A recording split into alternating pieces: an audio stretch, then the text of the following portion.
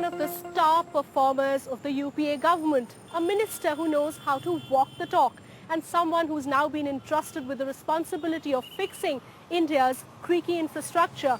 On the Game Changers this week, we have Mr. Kamal Nath, the Minister of Road Transport and Highways. Thank you very much, sir, for being with us here on NDTV. Clearly, it's believed that the Prime Minister has given you this specific portfolio with the hope that things would start moving in infrastructure. People say a lot can happen if a good minister is given the right opportunity. Do you believe you're in the right place at the right time? Well, I'm enjoying the challenge because this really changes the landscape of the country. It has an economic component. It has tremendous growth.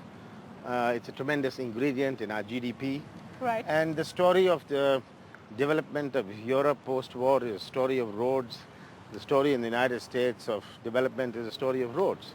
And that has to be so in India. And especially when there's a global economic crisis, we have to look at our own economy in an India-specific manner. And when we do that, we have to look at infrastructure. Right. When you look at infrastructure, you can't talk of infrastructure without talking of roads. If you have a port and don't have a road to the port, it's no good.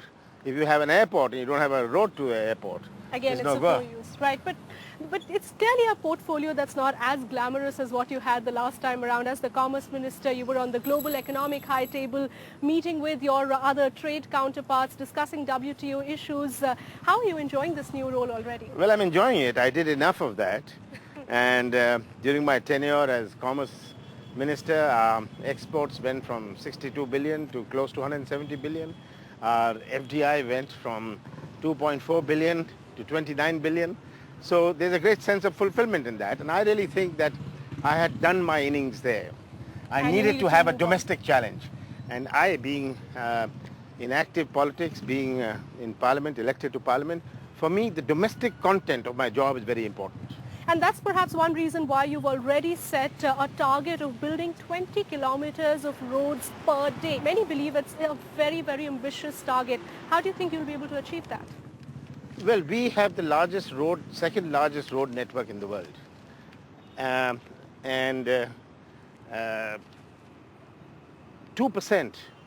of our highways carry 60% of our freight and passengers.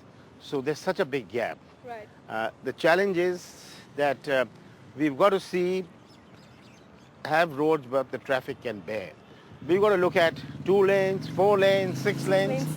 And the most important part of it, I think the biggest challenge in this is the land acquisition. Right. Because you need land to build roads. Right. So land acquisition has got to be the biggest challenge. Then structurally, we've got to gear ourselves up. The structural strength is needed within the organization to deliver. So one has to look at all this holistically.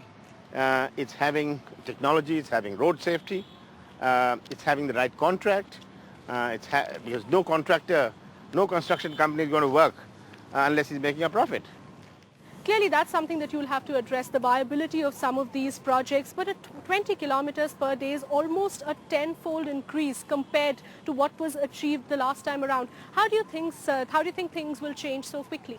I wasn't looking for an increase. I was looking for a quantum jump. Because if we have to achieve this, we've got to do 7,000 kilometers per year. But isn't that too ambitious? Of course it's ambitious. That's the challenge. If it was to be done in the routine, there was no problem. So the point is that we have to catch up for the past. And this is what's going to take India really in the 21st century. India is an India today with an infrastructure of the 20th century. Right. We got to have an infrastructure of the 21st century. And to have an infrastructure of the 21st century, you can't do that unless you do 7,000 kilometers per year. But the infrastructure development of the country so far has been marred by a number of things. Cost overruns, project delays, missed deadlines, red tapeism. How do you intend to change all of that? Well, we're making certain structural changes. We've got to look at this. We must remember that when it started, what's a public-private partnership? What's an ideal public-private partnership?